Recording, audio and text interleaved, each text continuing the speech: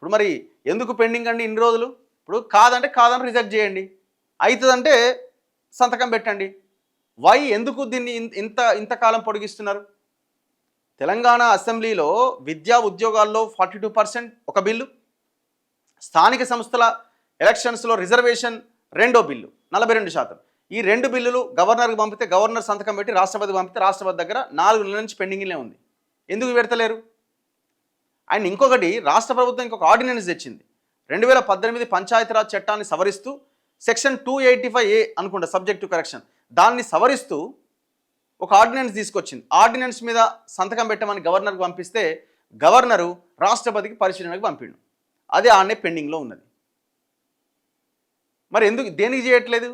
మీకు ఇష్టం లేదు. బీజేపీకి రిజర్వేషన్లు అమలు చేయడం వాళ్ళకి ఇష్టం లేదు ఒకటి. మరి వీళ్ళేం చేయాలి? కాంగ్రెస్ వాళ్ళు ప్రెజర్ పెంచాలి కదా. ఒకరోజు ధర్నాతోనే అయిపోయింది అంత కథ.